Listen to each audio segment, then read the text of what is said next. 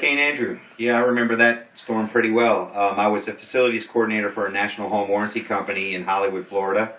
So we prepared for the storm. As it was about 3 days out, it was 650 miles away from Florida, only a Category 2 storm at the time.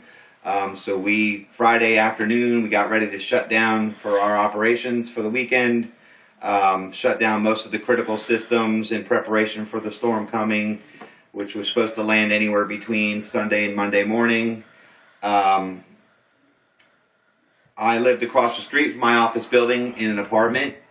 We prepared my apartment as well. Me and the neighbors got ready by boarding up windows and doors, getting things ready, tying down things that might fly away, loose items on porches.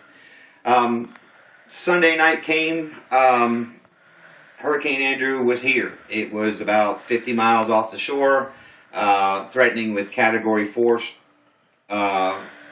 force winds, upwards of about 170 miles an hour. The eye began to touch down in Homestead, Florida. We started feeling the effects of the winds in Hollywood shortly thereafter. We began to see street signs and park benches flying through the air in front of my apartment. Transformers began to blow as people lost power. It was actually kind of nice. The transformers, as they blew, put on this big green hue and lit up the sky kind of like fireworks.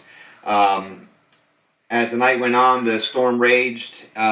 Rain went sideways. It looked like it was peeling paint off the building walls. That's how hard it was hitting.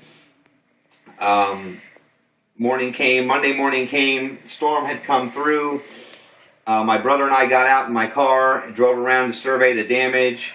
Shortly thereafterwards, I went to my office building. We had no power. We're not expected to get power within the next 4 days. So we were tasked with the challenge to get our electricity back up because we were a national warranty company and people across the country were counting on us on being open.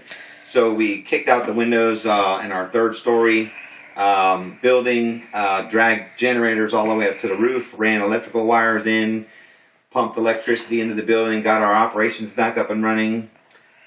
Once I got my company back going, I decided to go with my mother, who was a radiology administrator for Jackson Memorial Hospital, to help her with efforts in Homestead, which was ground zero for Andrew. Thousands of people lost their homes and their lives and were injured, so we were down there to aid in efforts to rehabilitate the area and help people with their injuries. Hurricane Andrew was a pretty devastating event.